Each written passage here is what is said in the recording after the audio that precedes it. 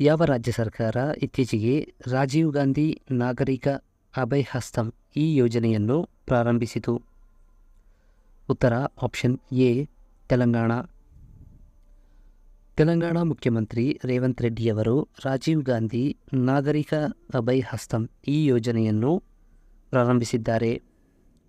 ಈ ಯೋಜನೆಯು UPSC ಪ್ರಾಥಮಿಕ ಪರೀಕ್ಷೆಯಲ್ಲಿ ಉತ್ತೀರ್ಣರಾದ ಆರ್ಥಿಕವಾಗಿ ದುರ್ಬಲವಾಗಿರುವ ವಿದ್ಯಾರ್ಥಿಗಳಿಗೆ 1 ಲಕ್ಷ ಆರ್ಥಿಕ ನೆರವನ್ನು ನೀಡುವುದಾಗಿದೆ. ತೆಲಂಗಾಣ ರಾಜಧಾನಿ ಹೈದರಾಬಾದ್. ತೆಲಂಗಾಣದಲ್ಲಿ ಒಟ್ಟು 33 ಜಿಲ್ಲೆಗಳಿವೆ. ತೆಲಂಗಾಣದ ಸದ್ಯದ ಗವರ್ನರ್ CP ರಾಧಾಕೃಷ್ಣನ್ ಹಾಗೂ ತೆಲಂಗಾಣದ ಪ್ರಸ್ತುತ CM ರೇವಂತ್ ರೆಡ್ಡಿಯವರು. ಇತ್ತೀಚೆಗೆ ಯಾವ ಸಂಸ್ಥೆಯು ತೋಟಗಾರಿಕಾ ವಿಜ್ಞಾನ ಕ್ಷೇತ್ರದಲ್ಲಿ ತನ್ನ ಪ್ರವರ್ತಕ ಕೆಲಸಕ್ಕಾಗಿ ಅತ್ಯುತ್ತಮ ತಂತ್ರಜ್ಞಾನ ಪ್ರಶಸ್ತಿಯನ್ನು ಪಡೆದಿದೆ? ಉತ್ತರ option B Indian Institute of Spices Research. ICARನ 96ನೇ ಸ್ಥಾಪನಾ ದಿನದ ಸಂದರ್ಭದಲ್ಲಿ ಕೇಂದ್ರ ಕೃಷಿ ಸಚಿವ ಶಿವರಾಜ್ ಸಿಂಗ್ ಚೌಹಾಣ್ ಅವರು ಈ ಪ್ರಶಸ್ತಿಯನ್ನು ಪ್ರದಾನ ಮಾಡಿದರು. Indian council of agriculture research ಇದು ಸ್ಥಾಪನೆಯಾದದ್ದು 1929ರಲ್ಲಿ.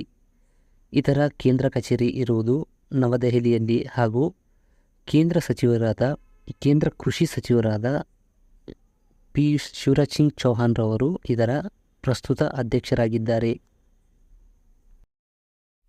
ರಫ್ತು ಮಾಡಿದ ಉತ್ಪನ್ನಗಳ ಮೇಲೆ ಸುಂಕಗಳು ಮತ್ತು ತೆರಿಗೆಗಳ ಪರಿಹಾರ ಯೋಜನೆಯು ಇತ್ತೀಚೆಗೆ ಸುದ್ದಿಯಲ್ಲಿ ಕಂಡುಬಂದಿದೆ. ಇದು ಯಾವ ಸಚಿವಾಲಯದ WTO ಕಂಪ್ಲೇಂಟ್ ಯೋಜನೆಯಾಗಿದೆ?